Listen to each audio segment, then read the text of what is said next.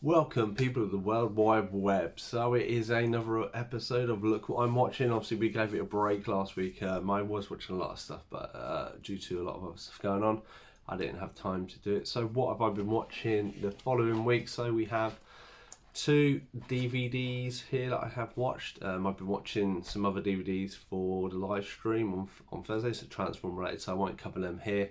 I've also got these two Amazon films.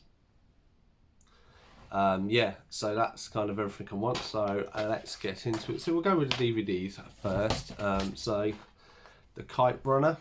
I've had this for ages. I kind of think I saw a trailer, was kind of intrigued, and yeah, then I went on to watch. It's highly rated. Anyone who doesn't kind of know what it is, it's based on a book.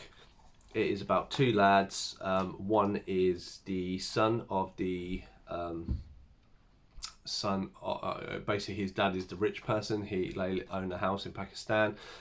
He is a son, and then this is his best friend, who is the son of the owner's best friend, but they're the slave kind of it. And basically, like when they're kids, they fly kites and they compete every year. There's kind of a tournament to see who will win it. The kids win it, go and they win it. Unfortunately, after this, something happens which tears the boys apart, and then time moves forward to when they get, or basically the rich lads. There's a war that goes on, and they have to kind of emigrate. They go to America, and it's kind of their lives as they go up, and then them kind of trying to, I'll say try and reconnect. I don't want to give away too much. It is an interesting story. I can see why it got the praise and that.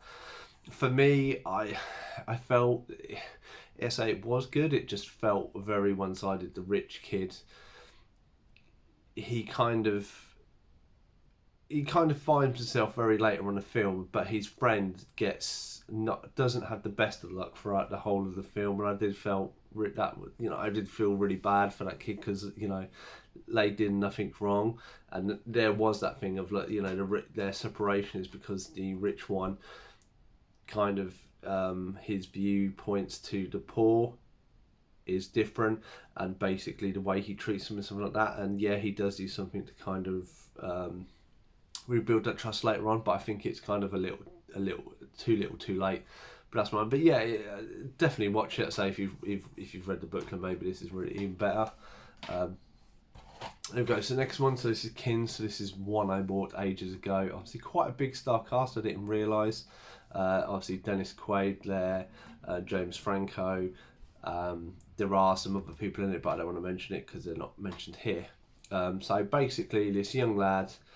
He is adopted by Dennis Quaid, while his older brother, who over here has been in jail, or sorry, he was adopted, and then after being adopted, his younger brother went to jail for 6 years, and then the film starts of him getting out.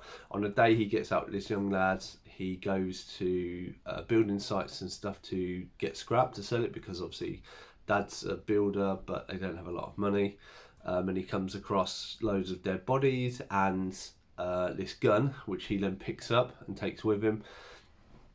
Unfortunately, the brother getting out of jail, he owes James Franco a lot of money, tries to rob the dad's property to get the 60 grand that he's owed. Everything goes wrong, and then the brothers basically go on a run. Now, as they go on the run, kind of James Franco character, he's chasing them down, but not only that, they're being chased by two people in suits, who, throughout the film, I was just thinking they're Daft Punk. They're being chased by Daft Punk. If you watch it or see the trailer, you'll know what I mean. It has quite a good twist at the end, something I didn't see coming. Kind of fits into a lot of sci-fi other films when you get near the ends. Didn't do very well, but I actually quite liked the film, as I think it's got Zoe Kravitz, sorry, obviously from Batman and other stuff. Her as well, she's a hooker that they meet along the way, or a stripper, I should say, not a hooker. But yeah, I quite like this film. It's a bit different, a bit out there. It's only like an hour and 40 minutes, which was quite nice to have a short film and say. And there's it's quite interesting what it opens up and all the twists and turns of sci-fi stuff, and I really liked it. Okay, so the next one we will have I Want You Back.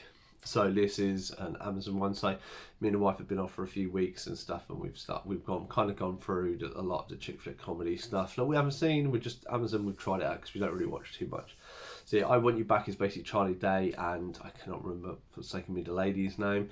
They are in relationships. Their partners dump them too, and they come across each other because they work in the same building. And then they kind of orchestrate a plan to get their partners back by kind of interfering in their ex-partners' lives with their new partners, and then it all gets skewed up, and then there's, you know, you kind of know where it's going to go. There are a few good twists and turns in there.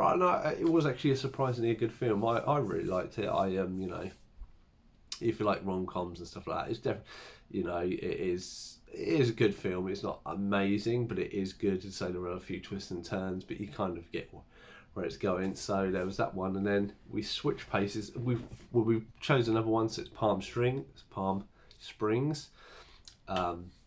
With obviously the lead from Brooklyn Nine-Nine, and he's at a wedding. Obviously, as he's going through the wedding, he's kind of not really taking it seriously because his girlfriend is the maid of honor, or kind of head bridesmaid, and then basically one thing leads to another. He sleeps with the sister, or goes to sleep with the sister. They walk out into the desert, and as they're walking out into the desert, about to get jiggy with it, so to speak, he gets shot with 2 arrows by J.K. Simmons, which is really weird. And he's hunting him, and they kind of know each other, and you're like, this seems really weird. And basically he runs off into this cave because there's an earthquake, and this cave appears and he runs into this red blur. The bloke Andy Samberg, that's his name, from Brooklyn Nine-Nine, he goes in, and this girl goes chasing him. He goes no, he goes in, then there's a flash of light, and then you restart the day. And basically what this is that something happens to reveal this cave. There's an earthquake. Andy Samberg's character happened to go through it, and unfortunately is now reliving this wedding day over and over and over and over again. And then so it's kind of the Groundhog Day, a little bit out there, but then obviously the bride's sister, she gets kind of stuck into it as well, and then they kind of looping together, and it's all the silly stuff like you can try and kill yourself, you don't die, you just kind of respawn the day. So it's very much like the Groundhog Day. It's a very different one. I say it was all right. There's a few little twists and turns that they have it in. There's other stuff to kind of comprehend, and other characters and stuff. But overall, it is, you know, I say it was a surprisingly different movie, and I quite liked it. I say it was very an average film because there are so many different elements to take into. I didn't gel too much with the characters. Even Andy Samberg was, you know, he's kind of his usual self, but. Yeah, but it is what it is. So there was that, and then the last one. So I always like to do a prize that I didn't show. So this is About Fate. So this is my favourite one. This is kind of the chick flick ones we find, and this is really good. So you have these. The trailer doesn't give away too much. I'm not going to give it. You basically have these 2 people. They're going to go to a dinner that they presume they're going to get engaged. Stuff happens, and they ended up interacting with each other. Go their separate ways. This is, I think, near Christmas Eve, New Year's Eve, something like that. Then basically due to a set of events, they then meet each other again, these people, and then it's kind of how they're going to help each other out, and how kind of fate and destiny and stuff like this. And it actually was a really, really good romantic comedy, with a few other bits twisted in there and stuff like that, with the you know, all mentions of fate and stuff like that, and the characters that they play and portray, and different, and the actors stuff. And I thought it all worked really, really well, and all blended together really, really well. So yeah, so About Fate, that is my recommend. Like I say, I don't want to give too much away because there's lots of twists and turns in these films. So, but otherwise, that has been Look What I've Been watching, episode 18. Thank you for tagging along. Hopefully you like any of these that I picked out. Have you seen them? Do let me know your views in the comment below. Otherwise, I've been Cypher Sigmund. I'll see you in the next one.